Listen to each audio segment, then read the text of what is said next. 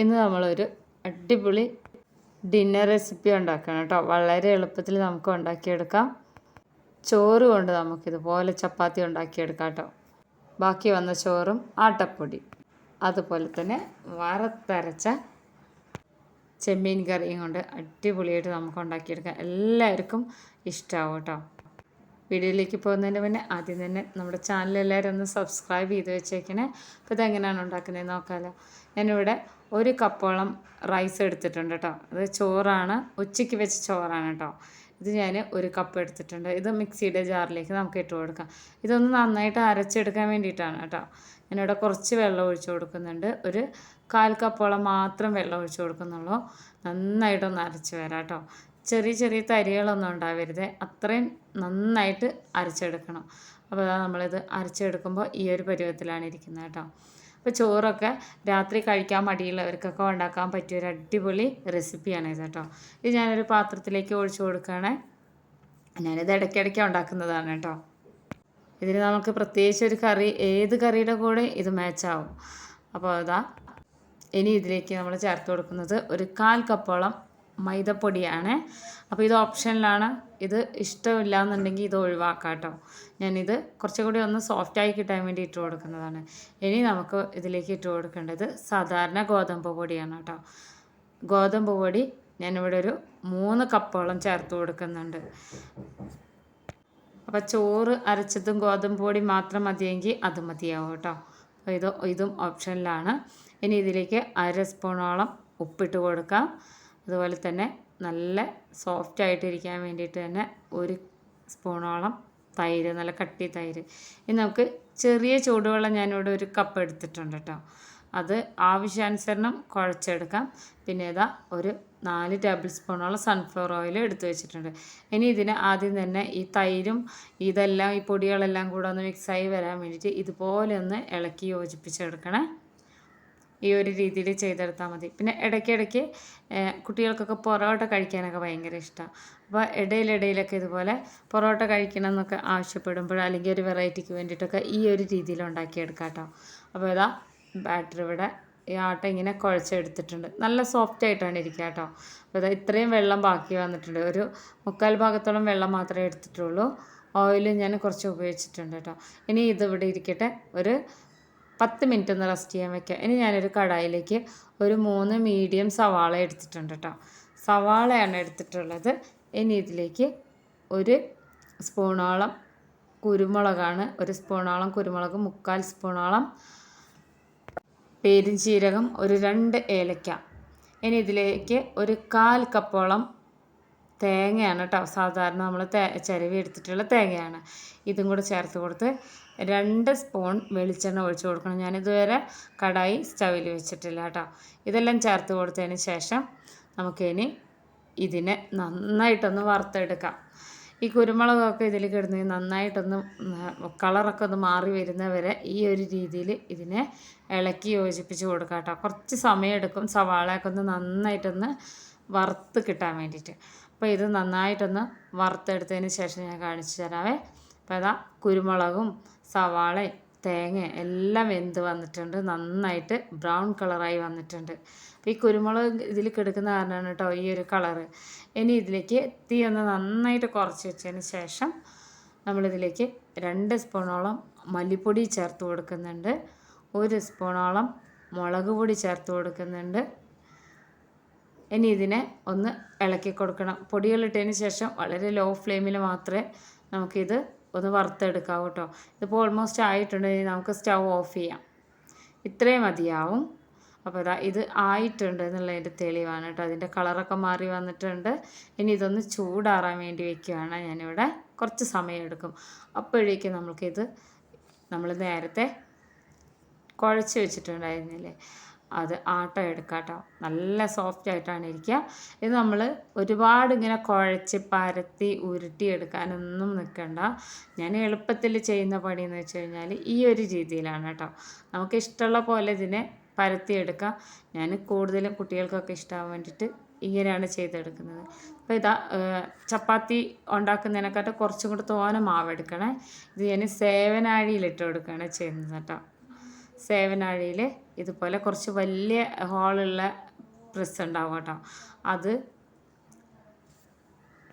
വെച്ച് കൊടുക്കണം. നമ്മൾ മുറുക്കൊക്കെ ഉണ്ടാക്കുന്ന ആ ഒരു അച്ചുണ്ടല്ലോ, അതാണ് കേട്ടോ ഇത്. കുറച്ച് വലുതാണ്, സാധാരണ നൂലപ്പം ഉണ്ടാക്കുന്നതല്ല കേട്ടോ ഇത് ഇതുപോലെ നന്നായി ഉറപ്പിച്ച് കൊടുത്തതിന് ശേഷം നമ്മൾക്ക് മാവ് ഇതിൽ നിറച്ച് കൊടുക്കാം.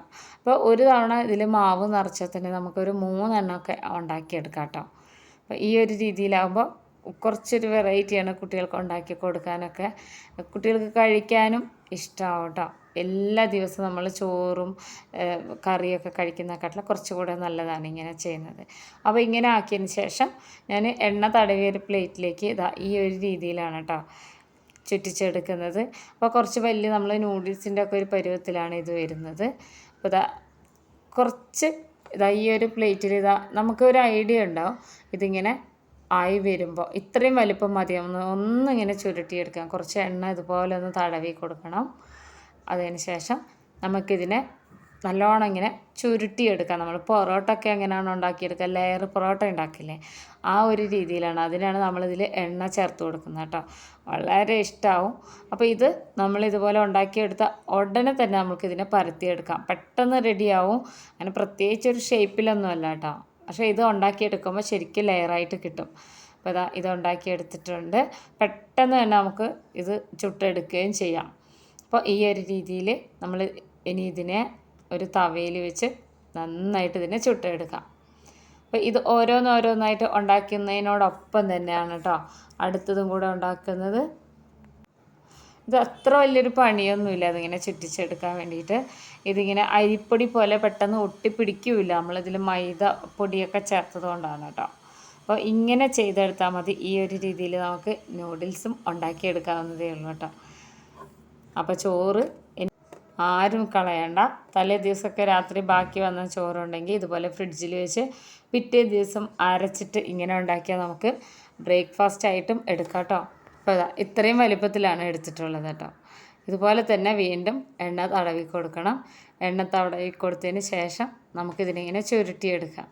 ഇത് നല്ല രസമാണ് കേട്ടോ ഇങ്ങനെ ഉണ്ടാക്കിയെടുക്കുമ്പോൾ, എനിക്ക് ഭയങ്കര ഇഷ്ടമാണ് ഇത്.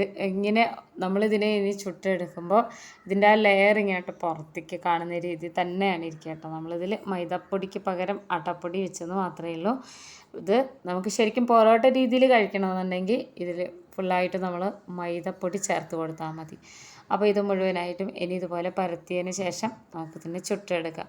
ഞാനിത് ചപ്പാത്തി പരത്തുന്ന തവയിലിട്ടിട്ടാണ് കേട്ടോ ഇതിനെ ഇതുപോലെ തന്നെ വേവിച്ചെടുക്കുന്നത്, ചുട്ടെടുക്കുന്നത്.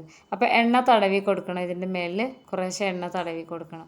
ഇത് വെന്ത് വരുമ്പോൾ തന്നെ നമ്മളിങ്ങനെ ആ ലെയറായിട്ട് ചുറ്റിച്ചത് വേറെ തന്നെ അറിയാൻ പറ്റും കേട്ടോ. സൈഡിലൊക്കെ കണ്ടില്ലേ ലെയറായിട്ട് വരുന്നത്. അപ്പോൾ ഇത് കുട്ടികൾക്ക് കുറച്ചുകൂടി ഹെൽത്തി ആയിട്ട് കൊടുക്കാൻ മൈദപ്പൊടിയെക്കാട്ടിലും ആട്ടപ്പൊടിയും കൂടെ മിക്സ് ചെയ്തിട്ട് ഉണ്ടാക്കിയെടുക്കുന്നതാണ് കേട്ടോ. നമ്മൾ സാധാരണ ലെയർ പൊറോട്ട ഉണ്ടാക്കുന്നത് പല രീതിയിലുണ്ടെങ്കിലും ഈ ഒരു രീതിയിലും ഉണ്ടാക്കി നോക്കാവുന്നതേ ഉള്ളൂ. വളരെ ഇഷ്ടമാവും കേട്ടോ. ഇതിന് മുന്നത്തെ ഒരുപാട് വീഡിയോസിൽ ഞാൻ പല രീതിയിലും ചോറ് വെച്ചിട്ട് ഇതുപോലെ പൊറോട്ട ഉണ്ടാക്കുന്നതൊക്കെ കാണിച്ചിട്ടുണ്ട്. അപ്പോൾ കാണാത്തവരൊന്ന് കണ്ടു നോക്കണേ. ഇതാ മുഴുവനായിട്ടും ഇതുപോലെ നമുക്കിതിനെ ചുട്ടെടുക്കാം. അപ്പോൾ പെട്ടെന്ന് തന്നെ നമ്മളെ വീട്ടിലൊരു ഗസ്റ്റൊക്കെ വന്നു കഴിഞ്ഞാലും ഇതുപോലെയൊക്കെ ഒരു വെറൈറ്റിക്ക് വേണ്ടി ഉണ്ടാക്കിയെടുക്കാം കേട്ടോ. കൂടുതലും ഞാനിത് ഉണ്ടാക്കിയെടുക്കാറ് രാത്രിയിലാണ്. ഉച്ചയ്ക്ക് വെച്ച ചോറൊക്കെ കുറച്ച് ബാക്കി വന്നു കഴിഞ്ഞാൽ രാത്രി ഞാനിത് ഇങ്ങനെയാണ് ഉണ്ടാക്കിയെടുക്കുക കേട്ടോ. ലെയറൊക്കെ അതുപോലെ തന്നെ കാണും. കുറച്ച് കട്ടിയിലും ഉണ്ടാക്കുക, നമുക്കിതിനെ തിന്നായിട്ടും ഉണ്ടാക്കിയെടുക്കുക. കുട്ടികൾക്കൊക്കെ നല്ല ഇഷ്ടമാവും കേട്ടോ. അപ്പോൾ ഇനി ഇതിവിടെ ഇരിക്കട്ടെ. ഇനി ഞാനിവിടെ ഒരു തക്കാളി, 3 പച്ചമുളക്, ഒരു പിടി കറിവേപ്പില എടുത്തിട്ടുണ്ട്. അതുപോലെ തന്നെ ഇനി ഇതിലേക്ക് 1/2 കിലോനോളം പ്രോൺ എടുത്തിട്ടുണ്ട് കേട്ടോ. ഇത് വൃത്തിയാക്കിയതിന് ശേഷം തൂക്കിയിട്ടുള്ളതാണ് 1/2 കിലോനോളം. ഇനി നമ്മൾക്ക് ഒരു ചട്ടി ഞാനിവിടെ സ്റ്റവിൽ വെച്ചിട്ടുണ്ട്. 3 ടേബിൾ സ്പൂണോളം വെളിച്ചെണ്ണ, ഇഞ്ചി വെളുത്തുള്ളിയും കൂടെ ഒരുമിച്ച് ചതച്ചെടുത്തത് ഒരു 1.5 സ്പൂണോളം ചേർത്ത് കൊടുത്തതിന് ശേഷം പച്ചമുളകും കറിവേപ്പിലയും കൂടെ ഇതിലേക്ക് ഇട്ട് കൊടുക്കുകയാണ് കേട്ടോ. അധികം ഐറ്റംസ് ഒന്നും നമ്മളിതിൽ ചേർക്കുന്നില്ല. കൂടുതലും ഞാൻ തേങ്ങ വറുത്തപ്പോൾ തന്നെ ചേർത്ത് കൊടുത്തിട്ടുണ്ട്. അപ്പോൾ ഇതൊന്ന് ജസ്റ്റ് ഇതുപോലെ ഒന്ന് വഴന്ന് വരുന്നവരെ നമുക്കൊന്ന് വെയിറ്റ് ചെയ്യാം. പെട്ടെന്ന് തന്നെ ആയി കിട്ടും. ഇഞ്ചി വെളുത്തുള്ളിയുടെ ആ ഒരു പച്ചമണം ഒന്ന് മാറാൻ വേണ്ടിയിട്ടാണ് കേട്ടോ ഇങ്ങനെ ഒന്ന് ഇളക്കി കൊടുക്കുന്നത്. അപ്പോൾ ഇതായി വന്നിട്ടുണ്ട്. ഇനി ഇതിലേക്ക് നമ്മൾ ചെറുതാക്കി അരിഞ്ഞു വെച്ചിട്ടുള്ള തക്കാളിയാണ്. നല്ല പഴുത്ത തക്കാളിയാണെങ്കിൽ കുറച്ചുകൂടെ നല്ലതാണ് കേട്ടോ. ഇത് നമുക്ക് പൊറോട്ടയുടെ കൂടെ, ചപ്പാത്തിയുടെ കൂടെ, അതുപോലെ തന്നെ പുട്ടിൻ്റെ കൂടെ ഒക്കെ കഴിക്കാൻ പറ്റിയ ഒരു അടിപൊളി കറിയാണ് കേട്ടോ, പ്രത്യേകിച്ച് ചോറിൻ്റെ കൂടെ. അപ്പോൾ ചെമ്മീൻ കറിയൊക്കെ എങ്ങനെ വെച്ചാലും എല്ലാവർക്കും ഇഷ്ടമാണ്. പക്ഷേ ഈ ഒരു രീതിയിലും കൂടെ ഉണ്ടാക്കി നോക്കണേ, വളരെ സിമ്പിളാണ്. അപ്പോൾ ഇതൊന്ന് നന്നായിട്ടായി വരുമ്പോഴേക്കും നമ്മൾ വറുത്ത് വെച്ച തേങ്ങ ഇവിടെ നന്നായിട്ട് ചൂടാറി വന്നിട്ടുണ്ട്. ഈ തേങ്ങ ഇതുപോലെ മിക്സിയുടെ ജാറിലിട്ട് നന്നായിട്ട് ഇതിനൊന്ന് അരച്ചെടുത്ത് വരണം. അപ്പോൾ ഈ ഒരു ചട്ടി ഒന്ന് ചുഴറ്റിയെടുത്തതിന് ശേഷം ആ വെള്ളം കൂടെ ഇതിൽ ഒഴിച്ച് കൊടുക്കണം കേട്ടോ. കുറേശ്ശെ വെള്ളം ഒഴിച്ചിട്ട് അരച്ച് നോക്കിയിട്ട് വേണം നന്നായിട്ട് ഇതിനെ അരച്ചെടുക്കാൻ. അപ്പോൾ ഇതാ നന്നായിട്ട് അരച്ചെടുത്ത് വന്നിട്ടുണ്ട്. അപ്പോഴേക്കും നമ്മുടെ ചട്ടിയിൽ നമ്മൾ വഴറ്റാൻ വെച്ച തക്കാളി ആയിട്ടുണ്ട്. ഇനി ഇതിലേക്ക് നമ്മൾ പ്രോൺ ഇട്ട് കൊടുക്കണം കേട്ടോ. പ്രോൺ ഇതുപോലെ ഇട്ട് കൊടുത്തതിന് ശേഷം ഒന്ന് ഇളക്കി കൊടുക്കണം. പെട്ടെന്ന് തന്നെ റെഡിയാക്കാൻ പറ്റുന്ന ഒരു കറിയാണ് കേട്ടോ, വറുത്തരച്ച കറിയാണ്. നമ്മളിതിൽ തേങ്ങ വറുക്കുന്നത് മാത്രമേ ഉള്ളൂ കുറച്ച് സമയം ഒന്ന് പോയി കിട്ടുന്നത്. അപ്പോൾ അതാ നന്നായിട്ടൊന്ന് ഇളക്കി കൊടുത്തതിന് ശേഷം നമ്മളിതിലേക്ക് ഉപ്പ് ചേർത്ത് കൊടുക്കുകയാണ്. അപ്പോൾ 1 സ്പൂണോളം ഉപ്പ് ചേർത്ത് കൊടുക്കുന്നുണ്ട് കേട്ടോ. 1 സ്പൂണോളം ഉപ്പ് ചേർത്ത് കൊടുത്തു. ഇനി ഇതിലേക്ക് അരപ്പ്, നമ്മൾ തേങ്ങ സവാളയൊക്കെ വറുത്തത് അതുപോലെ തന്നെ അരച്ചെടുത്തതാണ്. നന്നായിട്ടൊന്ന് ഇളക്കി യോജിപ്പിച്ച് കൊടുക്കണം. ഇനി ഇതിലേക്ക് കുറച്ച് വെള്ളം ഒഴിച്ച് കൊടുക്കാം കേട്ടോ. നമ്മൾ ആ മിക്സിയുടെ ജാറൊന്ന് ചുഴറ്റി എടുത്തിട്ടാണ് വെള്ളം ഒഴിച്ച് കൊടുക്കുന്നത്. ഒരുപാട് വെള്ളമൊന്നും ഇതിൽ ആവശ്യമൊന്നുമില്ല കേട്ടോ.